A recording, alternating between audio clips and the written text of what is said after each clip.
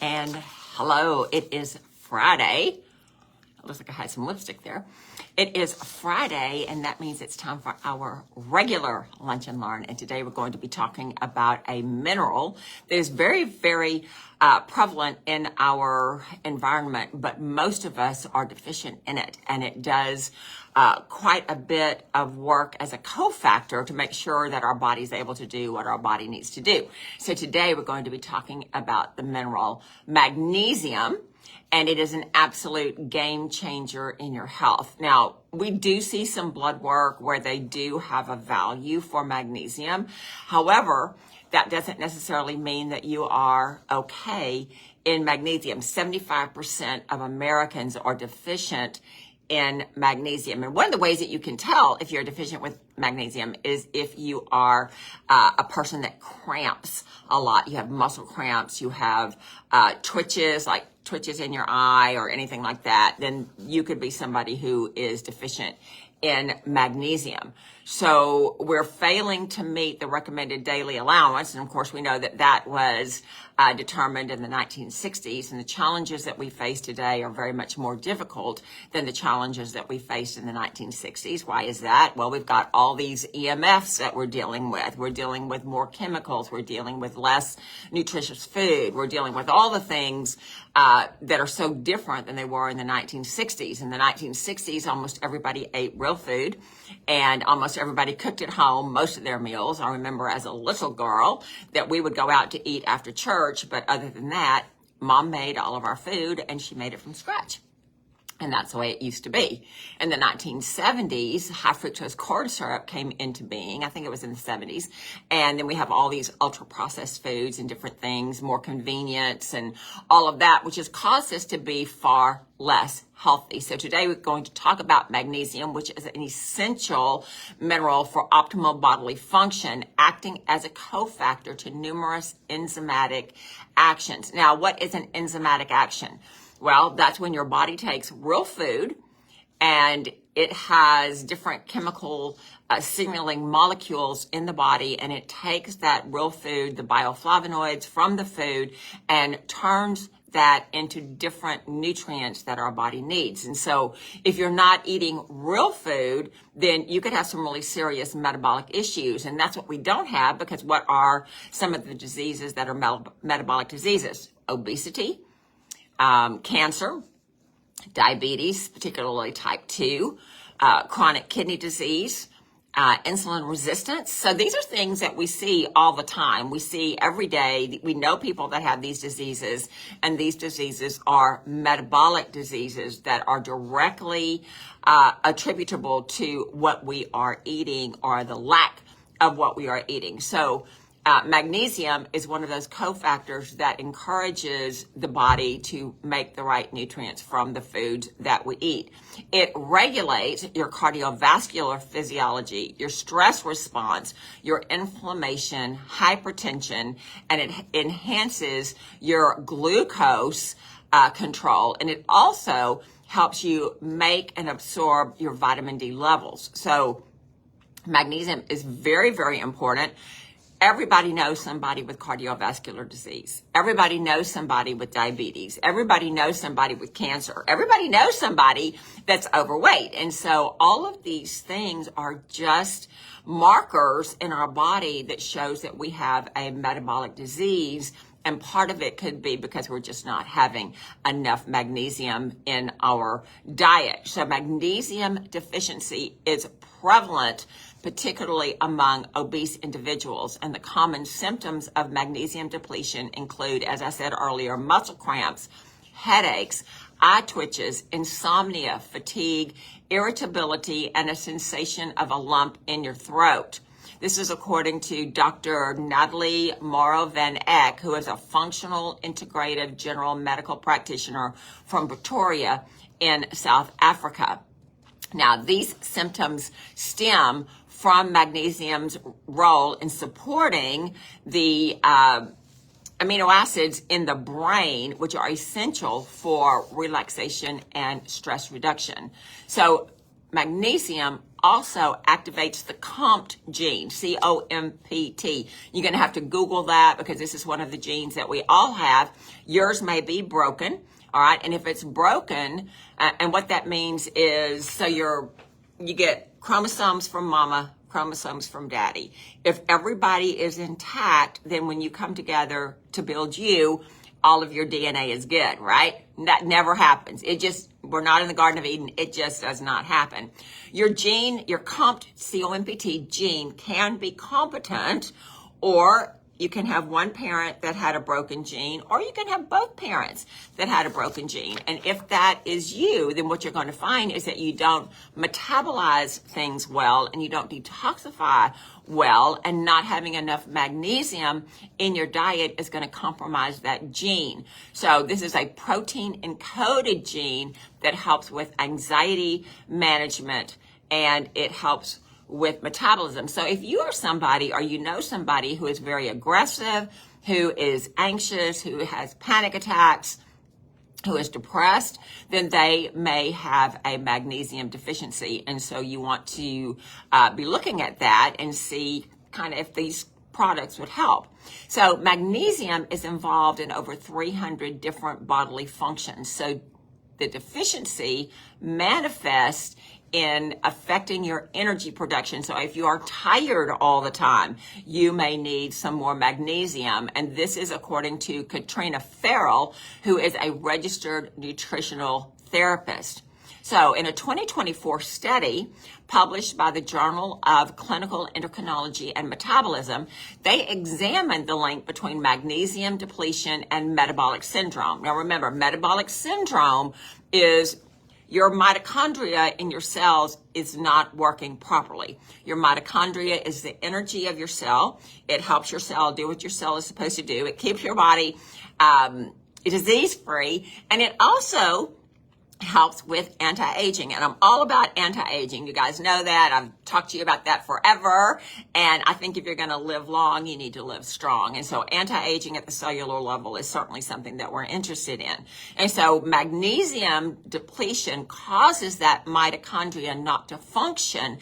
And when that happens, you have a metabolic disorder. And the names we give it are cancer, type 2 diabetes, obesity, chronic kidney failure, hypertension, dementia, all those kind of things are metabolic. I was listening to a podcast this week, and they say that you can reverse dementia in about 14 weeks with proper diet. And that was just like mind-blowing, because everybody knows somebody that's struggling with memory issues. And if that's you, you might want to look at your nutrition and see what's going on with that, because you don't want to get into a metabolic syndrome situation.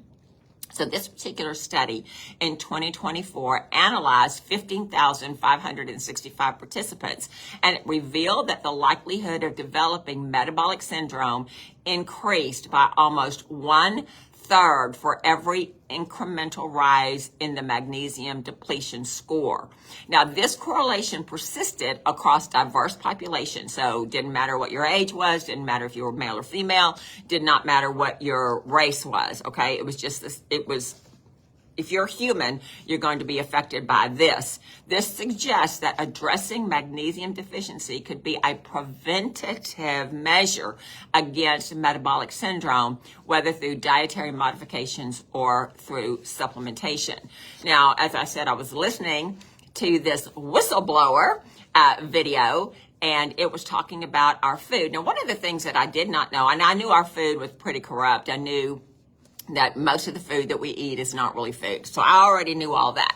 But I did not know the correlation between the FDA coming out in the 1960s, late 1960s, and saying that smoking causes cancer and smoking was not good for your health. Now we know previous to that, if we know our history and if we're of a certain age, right, they used to show commercials, maybe not television commercials, but print commercials, print ads, with mothers and babies, and mothers are smoking. They used to show that doctors, this is their favorite brand of cigarette and that kind of thing. Well, when the FDA came out and showed the correlation between smoking and cancer, the top companies were J.R. Reynolds and Price, I think. And so these companies took their scientists who had been employed to make cigarettes very addictive. They took these scientists, they bought all of the food preparation companies, and they hired these scientists to make food more addictive. And that's when high fructose corn syrup was developed and the food started to degrade. And here we are today with all of these processed foods with high fructose corn syrup is part of the number one ingredient in there. There's also refined seed oils, there's refined grains, there's all these kind of things that make the food just very, not only not nutritious, but very addictive, and you're not satisfied when you eat them. So they found in this study that you had to make dietary changes and go back to food the way food is supposed to be, all right? And that is non-processed unless you process it at home when you steam it or you bake it or you do whatever you're going to do. So we want to protect, and if you have magnesium in your diet, this will protect against the metabolic syndrome. Now, you can supplement with magnesium, but magnesium comes in very different chemical constituents. And so some, like if you're of a certain age and you have to go have a colonoscopy, they will tell you to go to the pharmacy, get this particular magnesium product. You're going to drink that magnesium and it's going to make you go. And so a lot of people will look at magnesium as, oh, well, I'm constipated and so I need magnesium. Yes, that will help with that. However, magnesium is very, very essential for a lot of other functions. So it plays an essential role in digestive health. It helps with producing digestive enzymes, and it helps with nutrient absorption and peristalsis, which is the wave-like motion that pushes your food from your mouth all the way down into the potty. So if you don't have a lot of magnesium or competent magnesium in your system, then you're not going to make the enzymes that you need, and you're not going to be able to digest and absorb your food, and you're not going to be able to get rid of the waste product because that peristaltic motion is not going to be moving. And if that happens, and you've got constipation and you've got bloating and gas and all that kind of stuff. Consistently low magnesium levels affects your insulin function, rendering it to be less effective and impeding your metabolism. As a result, you have a metabolic disease called insulin resistance, which causes you to retain fat, which causes you to become obese, which causes you to become diabetic, which causes you to then at some point more than likely be a cancer patient. So we don't want to do that, all right? We don't want to do that. We need to know that we need magnesium in our diet, and we know that we need to maybe eat more magnesium-rich foods, or we need to supplement more. So experimental magnesium deficiency in rats has been linked to inflammation, hypotriglyceridemia, yeah, that's a hard word, which means high levels of triglycerides. So if you're looking at your blood work and you see that your triglyceride number is high, then you might want to think that you have magnesium deficiency, because that's what causes high triglycerides. Now, I tell people, when we're looking at their cholesterol numbers, we've got your LDL, which is your so-called bad cholesterol. You've got your HDL, which is your so-called good cholesterol. And then you've got your triglycerides. Well, high triglycerides are a marker for heart disease, right? Magnesium is the mineral for heart health. So if a deficiency of magnesium leads to high triglycerides, which is an indicator of heart dysfunction, then it just makes sense to, where am I on on your values in your cholesterol? Now, I want your cholesterol to be around 200, 220, 190, in that range, okay? Your medical doctor is going to be fussing at you and wanting your cholesterol to be close to 100. Now, every cell in your brain needs cholesterol. Every cell in your body needs cholesterol. Cholesterol is cleaved into different hormones. So if you do not have enough cholesterol to go around, if your cholesterol is 150, 130, 98, I've seen it that low, you don't have enough cholesterol to go around. So you're going to have muscle pain, you're going to have brain fog, you're going to have all kinds of things that are just not good. Your LDL, the so-called bad cholesterol, is an inflammation marker. That means the more inflammation you have in your body, the higher your LDL is going to be. Your HDL is your quote unquote good cholesterol. And if your good cholesterol is not where it needs to be, then you've got liver dysfunction. So we see older people, anybody over 50, we see them not competent in their cholesterol numbers because they've not flushed their liver, they're not detoxifying their liver, decongesting their liver, and your liver is your biggest filter in your body. And so after the age of 50, everybody needs to do a liver detox once a year. I do it, my husband does it. I mean, we're really careful about our liver. Do we eat well? Yes, we eat well most of the time. There's still some times that we don't. But most of the time we eat real food that's not processed. However, because of our age, we know that that liver is a filter and we need to detoxify that every year. All right. So this magnesium deficiency in rats has shown to be leading to high triglycerides. There is a scientific review that was published in Magnesium Research. Magnesium's impact on intracellular calcium homeostasis may be a unifying factor connecting stress and inflammation and may be behind their potential contribution to metabolic syndrome. So nobody wants metabolic syndrome or any of the diseases that arises from that. Magnesium is vital for insulin and glucose metabolism because it facilitates the insulin receptor functions, acting as a cofactor for the enzymes involved in the glucose breakdown and oxidation and the regulating of insulin secretions. So if you're over 30 and you live in the United States of America and you eat the standard American diet, by the time you're 30, you probably do not have very much of your own enzymes in your pancreas. Your pancreas makes your enzymes.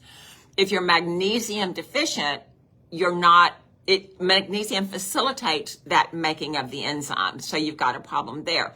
In my opinion, everybody over the age of 30 needs to take digestive enzymes with every meal that they consume. Why is that? Because it is the enzymes that break down the food into the nutrients that your body is able to absorb, so you're able to make those antioxidants that you need so that you can be healthy. Magnesium facilitates this, and so if you are low in magnesium, then you've got a problem there. When you have oxidation in your cells, that is like rusting. And so it facilitates the aging process. And what happens when you get older?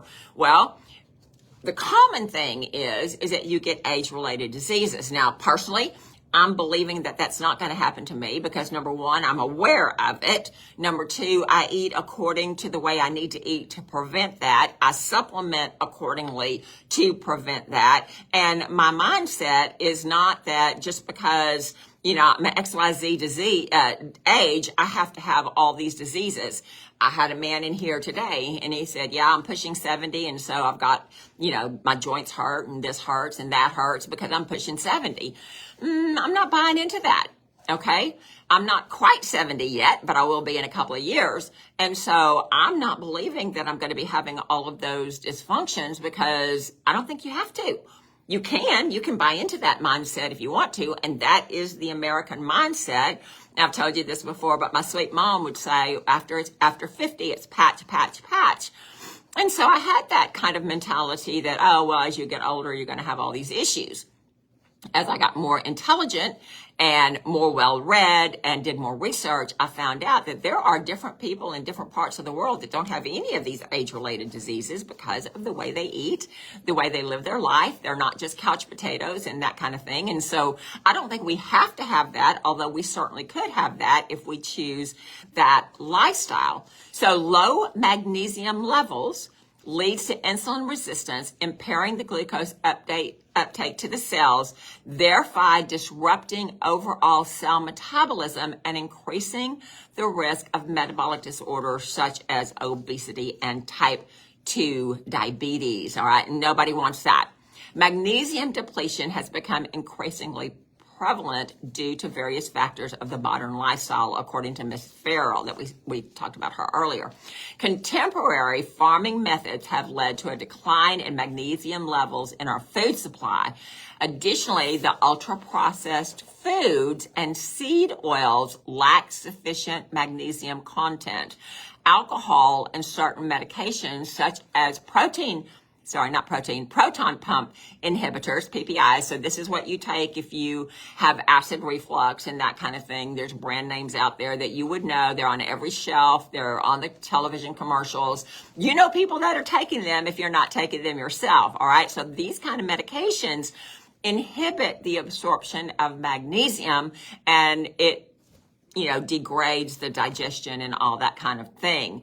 So these kind of medications deplete your magnesium reserves. Also, excess caffeine consumption.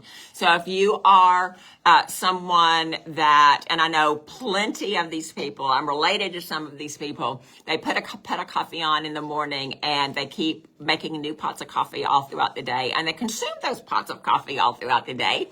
And I used to be one of those people. I love a cup of coffee, but I limit myself to a cup in the morning because I know that all that caffeine is not good for you. It's not good for me metabolically. And now, due to this report, I know that it depletes my magnesium stores. And when we don't have enough magnesium, we have all these other issues. So stress is another factor that depletes magnesium. And it is stress parfait in the world right now. And I don't know if you're aware, but earlier this week, I read a report that the WHO, the World Health Organization, has decided that monkeypox is a danger to the whole world, and there's going to be an epidemic of that. And I looked that up, trying to figure out what it is. And it is a disease that's kind of like flu symptoms. It originates in South Africa. I don't know why they call it monkeypox, but they do. And the World Health Organization is putting fright into everybody, saying that, you're going to be exposed to this. And this is a big deal and all that they say. So that engenders fear. I read a report this week that says 19 states are reporting an increase in the COVID virus. And so that engenders a lot of fear because it was just 4 short years ago that everybody shut down and all that. So stress is a real culprit on magnesium deficiency. Ms. Farrell says that during periods of stress, the body releases magnesium as part of the stress response. Consequently, the more stressed we are, the more we deplete our magnesium stores. And so we need to make very sure that we are mindful, that we do self-assessment, that we know kind of where we are in this. So if we are going through a period of stress, and everybody does, okay? Everybody does. This is not a condemnation or anything like that. Life happens. Stress happens. It's how we respond to it. And if we know that stress, we do know that stress depletes our magnesium. I just told you that. We know that stress kills off the good bacteria in our gut. When we have the bad bacteria in our gut, we get all kinds of digestive issues, gas, bloating, diarrhea, parasitic infection, all that kind of stuff. And so stress is a real killer, not necessarily because of the stress, but what it does to us nutritionally and how it stops our body from functioning the way that it needs to.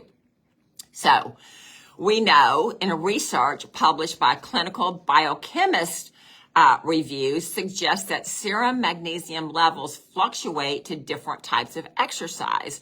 Levels tend to increase after brief maximal exercise, but decrease following endurance exercise. So all the people that are in the Ironman competitions, in the marathon competitions, all those kind of things, they have long periods of exercise stress. And what that does is it depletes their magnesium. So diet is crucial. for obtaining significant magnesium. Grain refining and food processing diminishes the magnesium content, giving us 85% reduction of magnesium in our food. That's a lot. That's a whole lot. Boiling magnesium-rich foods also reduces the magnesium level, giving you significant magnesium loss. Now, I don't boil food. I know that some people do, but for me, when you boil, you put your broccoli on and you boil it and water turns green, all of your nutrients are in the water. I'm not going to drink that water because it tastes nasty. I'm going to throw that out there. So I steam my broccoli, or I air fry my broccoli, or I bake my broccoli, whatever. I don't boil it. I don't boil my vegetables because you're losing all of the nutrition in that. We want to opt for raw, whole foods, which provide a natural, potent source of minerals. The dietitian advocates that we do the food first response rather than just reach for a supplement. And that is because all the different ways that magnesium comes, you can get a magnesium that is not suitable for anything but making you go to the bathroom, right? And so we don't need to be doing that if we're already magnesium deficient. So greens, leafy greens add a lot of magnesium to your diet. Epsom salts baths and Epsom salts or magnesium body lotions, which I know people can make their own. I've not made mine. I've got a supplier where I can buy it. So, that's what I do. But if you do magnesium Epsom salts baths, what that does, your body will absorb the magnesium from the bath. So some people like to do that. I like Epsom salts baths. I have Epsom salts little balls that have essential oils, and I just throw those in the bath, and I enjoy that because it makes me feel better. So Dr. Mauro Van Eck recommends both oral and transdermal magnesium products. A person's absorption of dietary magnesium from the gut can range from 24 to 76%. The absorption rate primarily depends on the individual's magnesium status rather than their intake. When the body's magnesium level is low, a higher percentage of dietary magnesium is absorbed. For oral supplementation, she prioritizes optimal doses of the most bioavailable form, such as magnesium threonate, magnesium glycinate, and citrate. Now, we recommend magnesium glycinate. That's what we recommend here, all right? It's very bioavailable, and it's very heart healthy. And one of the signs of magnesium deficiency is hypertension, and that's the components that we recommend because I just feel like it's just better for the heart. Optimal Health also comes with putting the magnesium on your skin, and you can get these lotions. I don't know how it's made. I've never had a desire to make it myself, so I've never done that. But the research shows that when you're putting magnesium on your muscles, you're putting magnesium on your joints, there's really a lot of benefit to that, and you're going to feel that relief.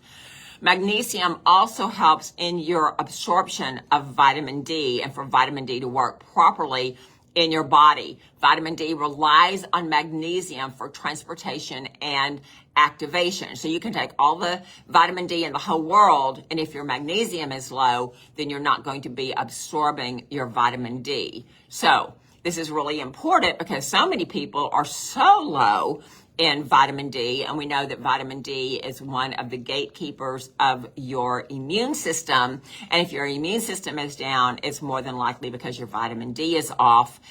We know that 4 years ago when we had the pandemic, we know that people that were very, very deficient in vitamin D had very much worse symptoms than other people that did not. So low magnesium levels can hinder vitamin D's effectiveness. Even, if you have vitamin D in your body, it's not going to be able to do what it needs to do because of the low magnesium levels. So you don't want to rely on your blood test to tell you where you are, because your blood test gives you the magnesium that is in your blood, not necessarily the magnesium that is in your organs. You want to look at, do I have twitches? Do I have insomnia? Do I have muscle cramping? All that kind of thing. Do I have headaches? Am I irritable? All of those are symptoms of magnesium deficiency. And so we want to make sure that if we have those, we supplement accordingly. Now, one of the dangers of magnesium supplementation, if you use the wrong supplement, you can have chronic diarrhea, which can also give you stomach cramping, nausea, and that kind of thing. And so you don't want to do that. Magnesium is also important for calcium metabolism. And if you're not having enough magnesium in your system, you're not going to metabolize calcium, and that's going to lead to osteopenia, osteoporosis, that kind of thing. Yes, estrogen has a component in that, but also these high refined processed foods give you an acidic environment. The body will pull calcium from the bones to neutralize the acid in the fluids in your body. And when that happens, your bones are depleted of the calcium, and therefore they get weaker, and then we're more prone to falling and breaking and all those kind of things. So it's very complicated. There's a lot to it. Magnesium is easy to find. Like I say, it's in your dark green leafy vegetables. All right. There's some other foods. You can Google it and that kind of thing, but you can also supplement. You need to have a really good vitamin. No foods today are nutrient competent, right? The last research that I saw was done in 2002. They do it every 15 to 20 years. So we've got, the report should be coming out soon of where our nutritional density of our food is. But in 2002, when they compared it to 1985, they found that most of the fruits and vegetables had lost 73% of their nutrient density. So everybody needs to be taking a good vitamin. Remember, we've got the scanner here. This scanner tells you where you are with your vitamins because it measures the carotenoids in your skin. You get the carotenoids from your fruits and your vegetables that you eat. If you're not absorbing them, you're going to have a low score. If you're not consuming them, you're going to have a low score. Pharmanex makes vitamins that are guaranteed to be absorbed. So everybody needs to be on those. I'm on those. My husband is on those. And consequently, our blood work is good and all that. So that's what we want for you. We want you to be healthy. We want you to be happy. We want you to be, living your best life. And so that's why we do these videos. I just want to say thank you for joining me. Thank you for liking, sharing, commenting, all the things. It's the weekend. Be good to yourself. Enjoy, relax, recover, rejuvenate, and I'll see you next week.